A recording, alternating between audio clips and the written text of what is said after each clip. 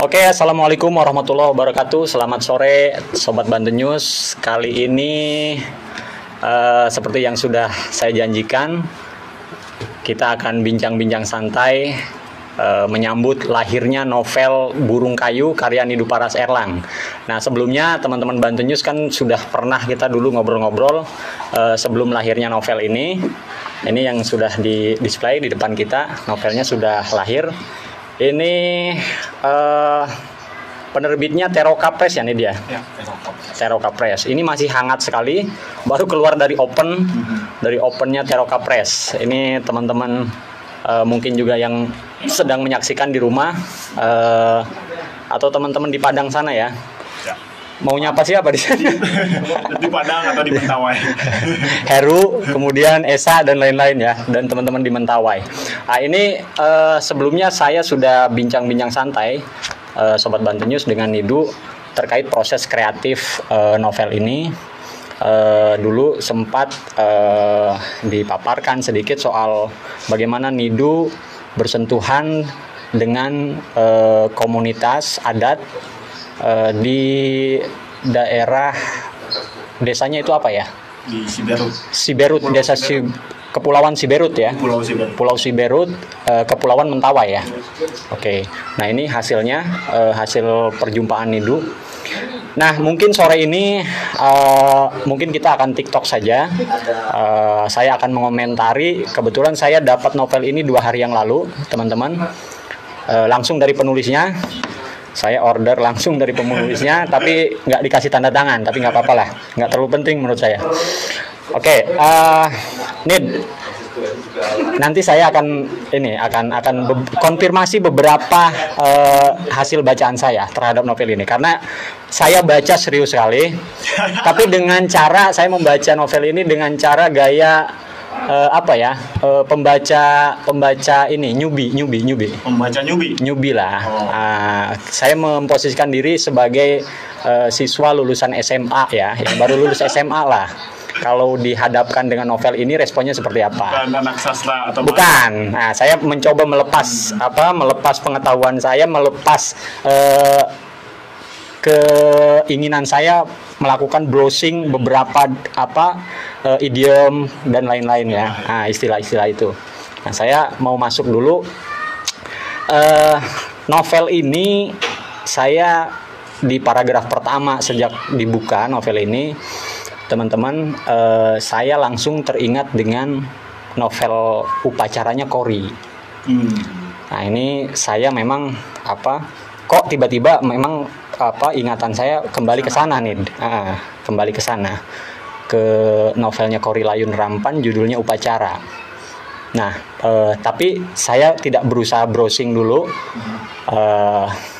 karena dari paragraf pertama saya sudah disajikan kata-kata yang saya sebenarnya ingin langsung mencari, tapi saya tahan dulu ya, karena di sini tidak ada glosarium atau keterangan kata di situ. Jadi, nah ini juga nanti kita konfirmasi ke penulisnya, apakah ini memang sengaja, karena waktu itu juga ini jadi salah satu ulasan juri sedikit ya.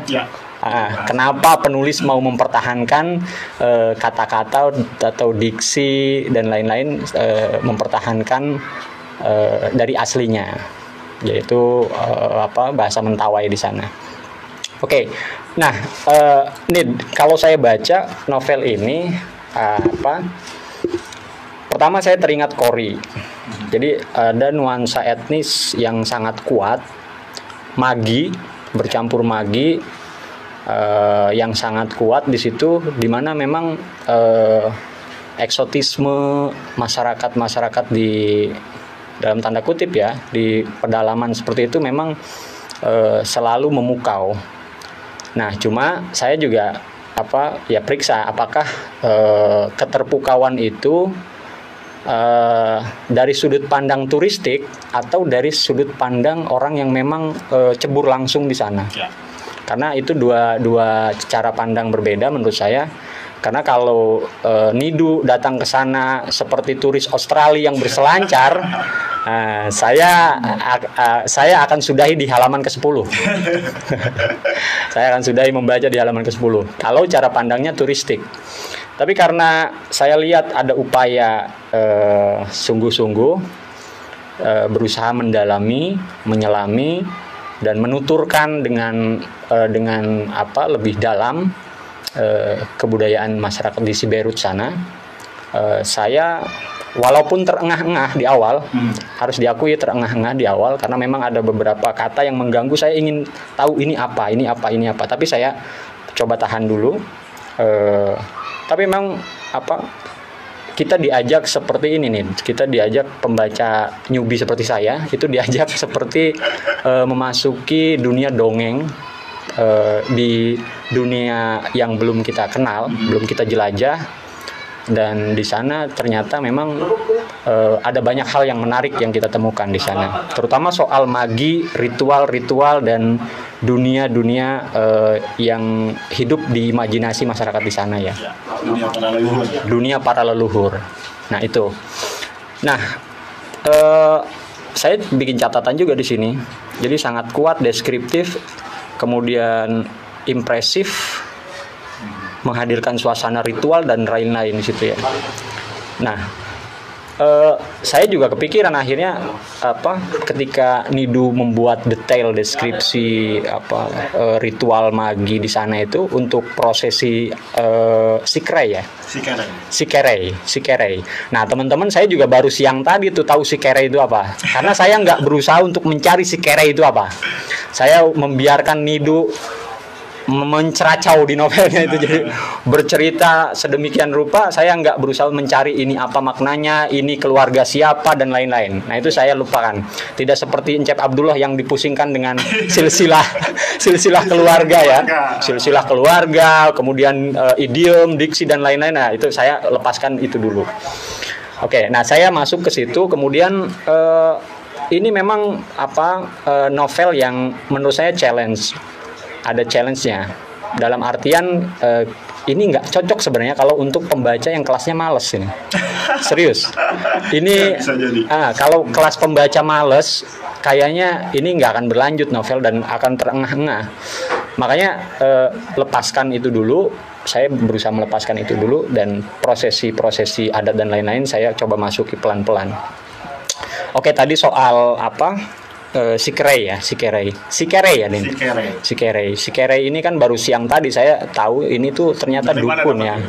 Nah, dari Wikipedia. Dari Wikipedia. Okay. Karena ini brengseknya novel ini nggak ada glosarium, nggak ada keterangan, nggak ada footnote atau apapun ya. Nah, tapi kau akhirnya mencari kan? Akhirnya mencari dan memaksa kita untuk mengeksplorasi Mentawai itu sendiri. Ya. Jadi novel ini, kalau saya ibaratkan ini tangga di mana kita akan dituntun ke anak tangga yang lebih jauh lagi, lebih eksploratif lagi. Nah, ini tangga awal lah untuk memasuki kebudayaan Mentawai. Nah, ini saya masuki dunia itu, dunia sikerei tadi, prosesi itu dibuka dengan prosesi itu. Nah, saya nggak tahu kok ingat juga novelnya Kori ya, memang dibukanya dengan upacara itu juga nih. Cuma waktu itu karena kebudayaan waktu itu Kalimantan Dayak ya. Iya, Kori juga begitu. Cuma Kori kan sudut pandangnya orang pertama tunggal. Orang pertama tunggal. Oke. Nah ini jangan dulu banyak ngomong dulu. Ini giliran saya karena saya harus sedikit melaporkan bacaan saya. Oke, nanti supaya lebih seru nanti penulisnya boleh melakukan klarifikasi. Pembelaan sedikit ya. Oke, nah saya dihadirkan ke dunia magi semacam itu, prosesi adat di mana seorang naik tangga untuk memasuki dia kedudukan sebagai seorang dukun lah kalau nggak salah ya. Sikerei itu dukun. Di masyarakat Mentawai Sikerei itu kedudukannya kelihatannya istimewa nih. Kelihatannya istimewa karena tidak semua orang bisa mendapatkan predikat itu. Butuh seleksi alam yang kuat, dan itu kan sifatnya seperti wangsit, pewahyuan atau apa gitu ya. Dia akan menunjuk proses tanpa proses. Nah, walaupun nanti di sini ada ironi-ironi yang dimainkan nanti. Jadi ternyata orang sekolah juga ujungnya jadi dukun gitu ya. Oke. Nah, itu banyak teman-teman yang saya dapatkan di awal itu. Oke. Jadi itu tidak ada saya harus tegaskan lagi teman-teman, tidak ada keterangan apapun terkait kata-kata atau diksi di masyarakat Mentawai sana ya, di sini tidak ada. Tapi itu jadi pintu masuk awal kita untuk masuki ke kebudayaan masyarakat Siberut sana. Kemudian, saya ingin menguji konsistensi Nidu di novel ini. Bagaimana dia mempertahankan tadi secara teknikal, mempertahankan bahwa memang pembaca harus mencari sendiri, ini memang kalau saya lihat dari keseluruhan novel ini, antara bab pertama, bab kedua, bab ketiga, bab 4, di 3 bab terakhir rupanya godaannya mulai kuat tuh Nid. Gimana ada godaan juga ingin menjelaskan sebenarnya, walaupun Nidu berusaha menarik lagi, tidak tercebur pada penjelasan yang sifatnya ya yang tadi, yang tidak memanjakan pembaca lah. Jadi dia ini benar-benar ini agak sedikit menyiksa dalam tanda kutip ya. Jadi dia berusaha untuk pembacanya seolah-olah pembaca yang advance semua ini. Jadi ya mau nggak mau kita ikuti dulu lah di situ sampai di akhir. Walaupun mungkin ada 1-2 Nidu di halaman 5 misalnya, saya catat di situ Nid. Ada kata Tamara. Nah, dijelaskan di situ si ulat sagu, kemudian Barasi, dusun bikinan pemerintah lah ya. Kurang lebih itu. Nah, isu-isu sosial isu utama di novel ini, teman-teman mungkin saya kasih bocoran sedikit, nggak apa-apa nih dia. Saya kasih bocoran sedikit soal kalau dibilang tokoh utama juga bukan lah ya. Ini soal perpindahan transmigrasi satu keluarga dari Uma itu ya, Uma di hulu sungai. Uma itu rumah adat Mentawai, di mana di situ hidup komunitas, dan Uma itu bukan hanya physically rumah, tapi di situ identitas, harga diri, kemudian solidaritas dan lain-lain terbangun di situ. Nah, ini Uma ini maknanya luar biasa untuk masyarakat Mentawai. Nah, tapi tokoh ini kemudian keluar dari komunitas itu karena dalam tanda kutip dipaksa oleh program-program pemerintah dengan alasan kesejahteraan dan lain-lain, akhirnya keluar dari komunitas itu. Kemudian sampai akhirnya si anak mengenyam pendidikan di asrama sana. Nah, nanti ada juga nih patahan nih yang menurut saya ini agak terlalu tiba-tiba ya, di situ. Tapi patahan ini menurut saya kalau di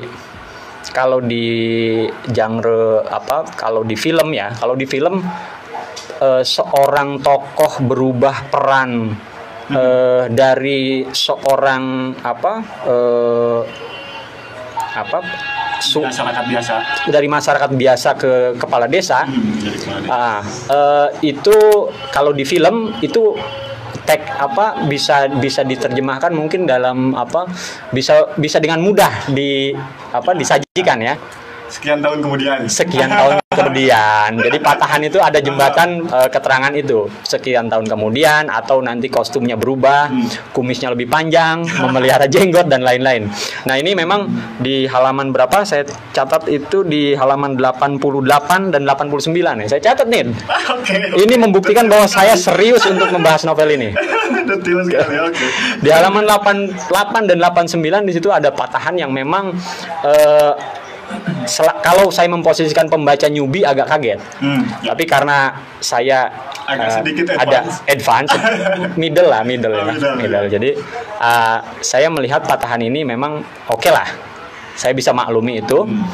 Nah, itu mungkin nanti dikonfirmasi oleh Nidu, apa karena kebutuhan halaman dan lain-lain, efisiensi dan lainnya saya nggak ngerti. Tapi saya mampu menjalin patahan tadi. Oh ya, ini ada benang merah yang bisa menjadi jembatan saya untuk mengikuti cerita selanjutnya. Karena tanpa itu kita akan tersesat, kehilangan alurnya ini. Jadi memang alurnya nggak sederhana, teman-teman. Makanya kalau Encep itu harus membuat coret-coret gitu ya, menghubungkan alur satu ke yang lain dan lain-lain. Iya, dan itu nggak akan ketemu kayaknya. Dan kayaknya itu ragu juga saya begitu selesai baca novel ini malah bingung kalau buat begitu. Titik temunya nggak ada. Seperti kita baca novel Jarah itu alurnya rada rumit gitu. Di itu ya. Makanya udah biarkan saja mengalir. Oke, di situ ada patahan tadi di halaman 8889 perubahan sosial dari masyarakat biasa ke kepala desa. Nah, ini saya udah berapa lama nih ngomong? Terlalu lama juga enggak ini? Karena baru 5 menit. Oke. Nah, itu nih. Kemudian ada hal yang menarik menurut saya yang disajikan di novel ini. Ini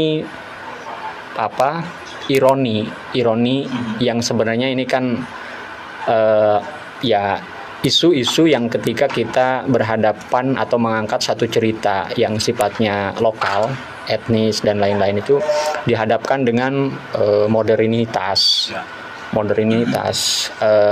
Satu sisi kan representasi modernitas ini kan kita sebut misalnya oleh lembaga-lembaga negara ya.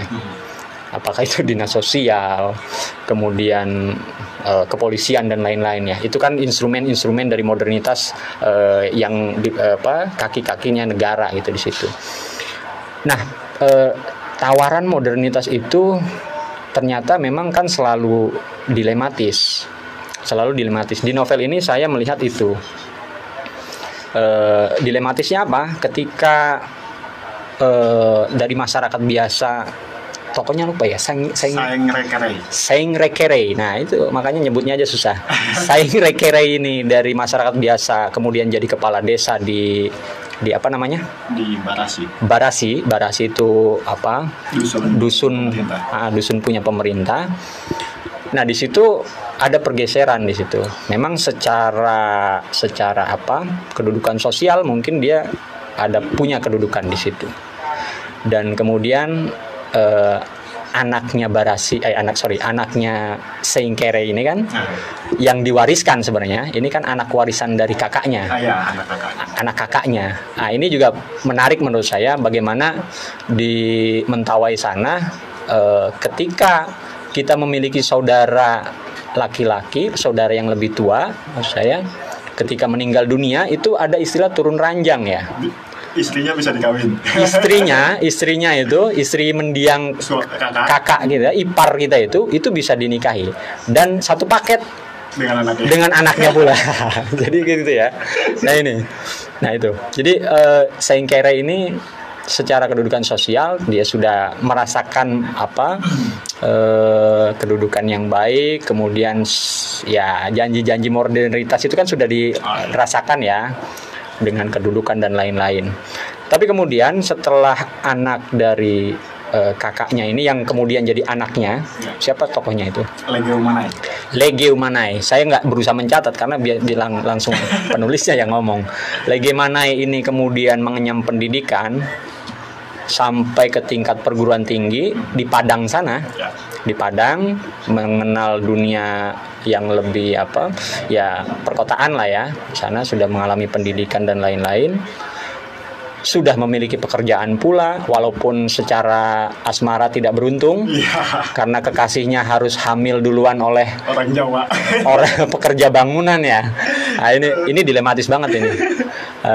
Akhirnya nah ini yang menarik menurut saya, bagaimana modernitas tadi dijungkir balikan ketika tokoh Legeu Manai ini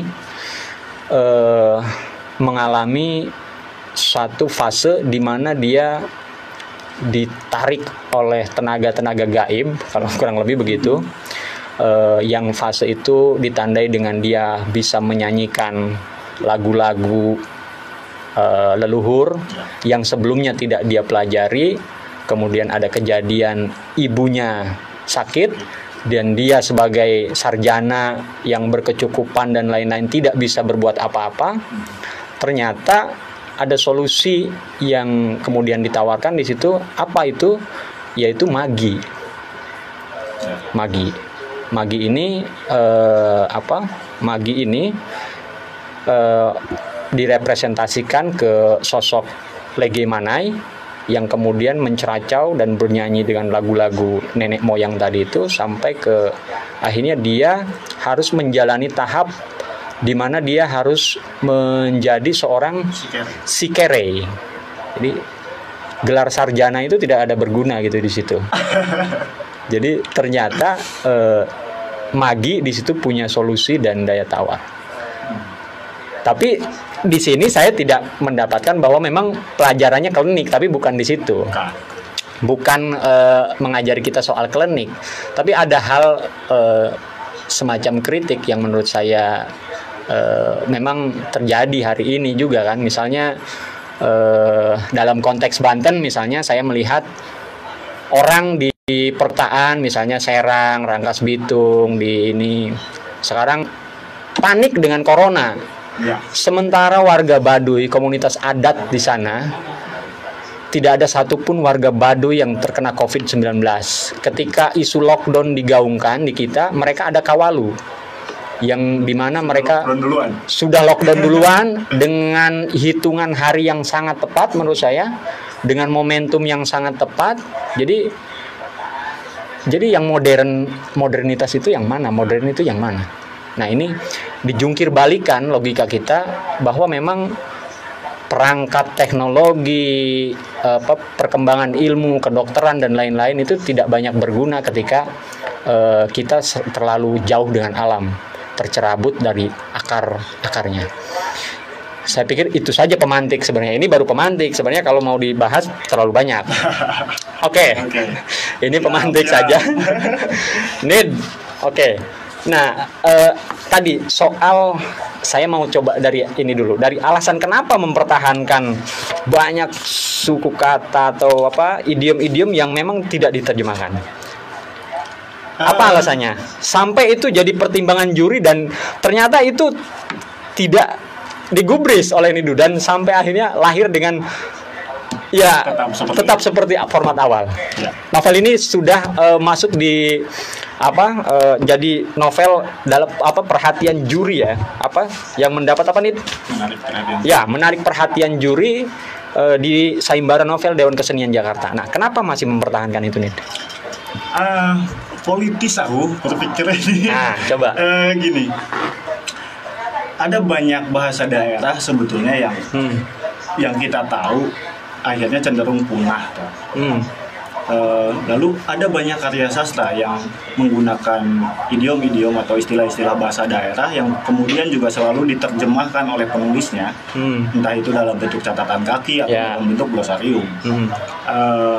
Dan ada kecenderungan pembacaan terhadap hal semacam itu yang apa-apa yang berbicara mengenai sesuatu yang lokal itu mungkin menariknya hanya gara-gara catatan kaki saja gitu, atau menariknya hanya gara-gara glosarium saja, hanya karena istilah-istilah yang memang tidak terpahami itu gitu.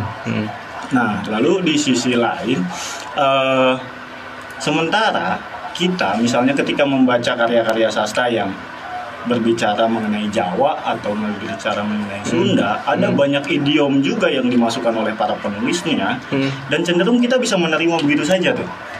Istilah-istilah dari bahasa-bahasa yang memang dalam hal ini mungkin mayoritas ya gitu. Jumlah penuturnya, sementara yang jumlah penuturnya sangat sedikit, minoritas, itu si penulis cenderung berupaya menerang jelaskan apa-apa. Nah, aku tidak ingin melakukan itu. Kenapa kita tidak memperlakukan hal yang sama antara bahasa-bahasa daerah yang satu dengan bahasa daerah yang lain? Supaya fair lah ya. Fair. Ya tinggal ya itu mungkin challenge-nya buat tantangan buat pembacanya. Ya silahkan cari tahu sendiri. Ada banyak teman-teman di Mentawai sudah berupaya untuk melahirkan kamus bahasa Mentawai misalnya dari salah satu dialek di Rere Iket. Ya itu bisa diakses oleh kawan-kawanmu. Kenapa? Jadi aku tidak mau memberikan hal macam itu. Padahal saya sampai semalam tadi itu masih ngutak-atik tuh pikiran saya, kalau misalnya ada semacam ilustrasi, walaupun bukan glosarium ya, bentuknya ada ilustrasi, ada gambar di situ, baju adat Mentawai, aksesoris yang dikenakan, ini namanya apa, ini namanya apa. Mungkin itu juga bisa membantu, karena saya pernah juga kan ada cerita yang misalnya soal ini nih, saya catat juga di sini. Efod itu ini nih, baju yang dikenakan Daud ketika di ini pakaian kudus lah, untuk untuk pakaian kudus yang dikenakan Daud untuk menari di hadapan tabut perjanjian. Nah, kalau ini sekarang mungkin imam Yahudi lah ya dipakai. Nah, itu deskripsi di perjanjian lama itu detail banget. Di bagian ini di sini, kemudian bahannya dari sini, dijahit dari sini dan lain-lain. Nah, akhirnya ada ilustrasi di situ tuh. Nah, mungkin kalau ini juga baju-baju tradisi itu diberi ilustrasi, kelihatannya akan menarik, tapi lagi-lagi itu akan menjadikan pembaca malas juga nih. Ya. Tantangannya itu dan juga akan membatasi imajinasi itu. Oke, ya itu sepakat saya. Membatasi imajinasi. Karena kalau ini kita baca, imajinasi kita liar akhirnya. Kita bisa begitu dengan hidup adegan per adegannya. Oke, nah itu soal tadi alasan itu. Kemudian ada juga kenapa misalnya tidak menampilkan ilustrasi. Pernah ini mungkin melihat format Marquez ya, 100 tahun kesunyian, kan tokohnya juga ribet di situ, banyak sekali sampai dia menyediakan satu halaman untuk silsilah keluarga di situ. Nah, kalau untuk pembaca semacam Encep tadi mungkin akan terbantu dengan silsilah keluarga macam bikin dulu. Bikin sendirilah. Jadi memang ini bisa dikembangkan banyak gitu kan, kayak itu. Tapi itu juga aku tadi bikin sebetulnya. Silsilah keluarga itu aku bikin, tapi itu untuk memanduku menulis. Oke. Aku bikin silsilah keluarga, aku bikin urutan tahun. Demikian rupa untuk adegan ini atau peristiwa ini di tahun kapan, ini di tahun kapan. Tapi itu hanya aku gunakan untuk panduanku. Panduan menulis. Ketika aku menulis. Termasuk tadi kata-kata tadi, idiom-idiom itu Nidu catat itu, semua catat. Ya, aku catat sedemikian rupa dan aku konfirmasi berulang-ulang ke beberapa antropolog untuk tepat nggak penggunaannya ketika ini aku tempatkan di sini, yang ini aku tempatkan di sini. Secara konteks betul tidak itu ditempatkan? Oh, itu sampai konfirmasi langsung ke antropolog? Iya. Oh, serius banget. Risetnya nggak main-main, walaupun ini hanya cerita sebenarnya. Cuma ini risetnya serius banget, dan ini banyak hal memang yang saya dapatkan sebenarnya memang sangat beralasan kenapa kita harus nyoba gitu, harus mengenal gitu kebudayaan di Mentawai sana. Ini sangat beralasan dan luar biasa menarik, membuka mata saya terutama yang belum begitu kenal Mentawai gitu. Ini sangat membantu sekali. Oke, tadi soal ini nih, soal ilustrasi, silsilah dan lain-lain. Nah, itu memang kalau saran saya itu jangan membebani ketika kita membaca sebenarnya. Jangan membebani kita membaca. Nikmatin aja dulu. Nikmatin saja dulu, betul. Seabsurd apapun cerita sebenarnya kan. Ketika kita bisa menikmati itu kan lama-lama terbentuk sendiri kan kerangkanya. Jadi jangan merepotkan seperti tadi. Jangan merepotkan diri sendiri. Karena tujuannya kan kita hiburan di sini sambil dapat pengetahuan kan, novel kan gitu. Oke. Nah, Nid, terkait beberapa segmen cerita, konflik yang dibangun terutama di situ. Itu pure imajinasi atau memang ada cerita-cerita rakyat yang memang konfliknya memang seperti itu kalau di masyarakat sana? Ya, kalau konflik antar umat sendiri, antar suku itu memang terekam dalam banyak titik buat mereka ya, dalam banyak cerita sejarah keluarga mereka. Titik buat itu apa? Sejarah keluarga. Sejarah keluarga ya, oke. Karena mereka perlu mewariskan sejarah keluarga itu kaitannya nanti dengan kepemilikan tanah, kepemilikan hutan dan lain-lain. Itu yang mereka wariskan kepada anak-anak mereka. Itu bentuknya lisan ya? Lisan. Sastra lisan ya? Ya. Dikisahkan dan itu pasti membawa leluhur-leluhur, pasti membawa umat mereka, pasti juga